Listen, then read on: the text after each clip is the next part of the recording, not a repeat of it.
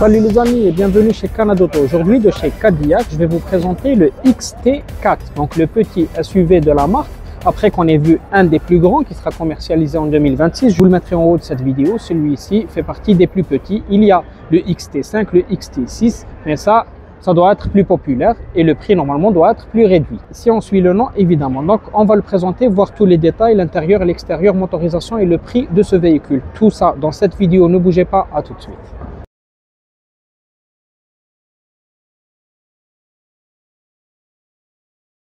L'avant du véhicule est très moderne comparé aux anciennes générations qui ressemblaient plutôt à ça. Donc là, on voit qu'on est beaucoup plus raffiné, on n'a plus cette touche là, donc je pense que ça va être modernisé dans pas longtemps aussi. Donc ça sera le XT5. On a vu lors de la présentation de tous les modèles de chez Cadillac que vous pouvez trouver en haut. Donc le lien de la vidéo, vous le trouverez en haut. Donc on a une calandre avec du chrome et du piano black. On a une luminosité en full LED comme vous pouvez le voir. Regardez-moi ça c'est juste le clignotant. Vous aurez des touches en noir brillant un peu partout sur le véhicule. On a juste cette petite partie qui est en plastique. On a du mal à le voir parce que le véhicule est noir. Ça aurait été plus visible si le véhicule était d'une autre couleur, comme par exemple sur notre XT6. Vous arrivez à distinguer donc le noir du rouge parce que voilà, c'est une autre couleur. Sur le côté, donc voici un peu de profil, une vision de notre véhicule. Donc en détail, on aura le logo de la marque ici. On aura des jantes bicolores, mais on a l'impression que c'est une seule coloris. C'est pas vraiment une grande différence entre les deux. Et quant à la taille, elle est de 20 pouces. C'est quand même pas mal. On aura la coque des rétroviseurs ainsi que le bas de la coque des rétroviseurs qui sont tous du même teint carrosserie, l'insertion du clignotant et la caméra pour avoir la 360 degrés. À partir de là, on pourra savoir que c'est une voiture très bien optionné. On remarque aussi qu'on a le contour des vitres avant-arrière en chrome, les poignées de porte qui sont en chrome et on peut accéder au véhicule sans l'utilisation de clés. On a le contour des roues qui est en plastique mais c'est pas très visible. Regardez, si la voiture était en blanc, on pourra distinguer le plastique assez facilement, bien que le contour de roue est de la même couleur que la carrosserie aussi. Donc si on vient à l'arrière, on voit aussi qu'elle est très moderne par rapport aux anciens modèles qui ressemblaient un peu à ça.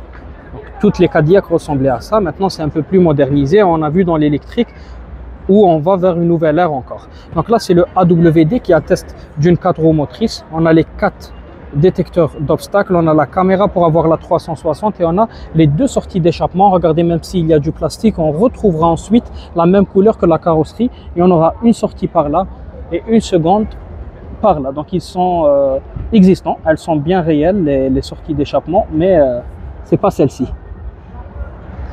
Donc on aura un coffre qui sera électrique. Voici l'espace et la fermeture aussi donc sera électrique. On va voir l'intérieur avant de parler du prix et des performances du véhicule. Si vous souhaitez voir d'autres modèles, n'hésitez pas à nous les recommander, ce sera avec plaisir qu'on les partagera ensemble. Donc là, on voit qu'on a du cuir, surpiqûre en orange, là on a du beige, les vitres électriques, on a du chrome, donc c'est pas mal de matériaux qu'on retrouve sur le véhicule.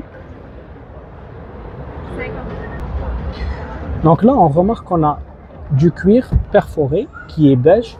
On a 2 places assises très aisément. La troisième, ça sera juste.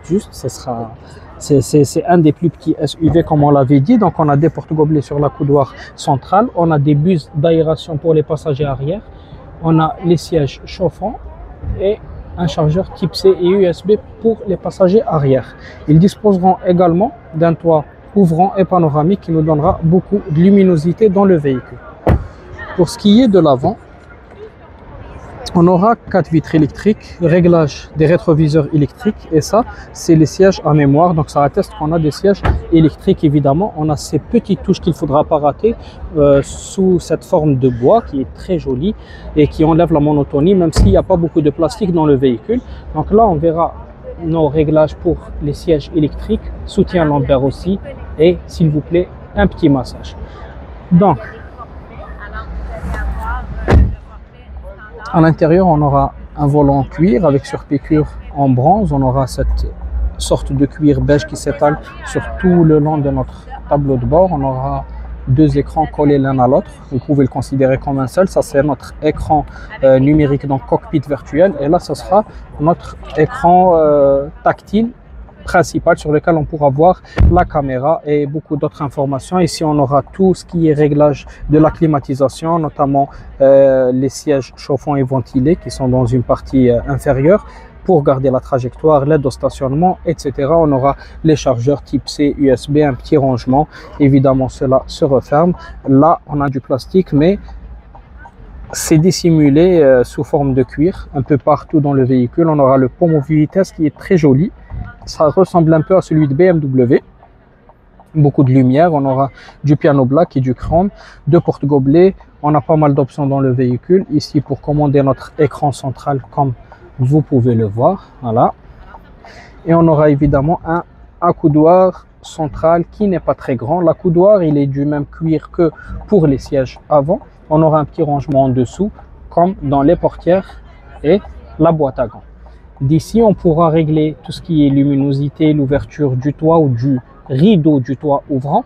On aura ici donc notre rétroviseur intérieur qui devient teinté d'une manière automatique, en plus de la caméra dont dispose le véhicule. Et on aura aussi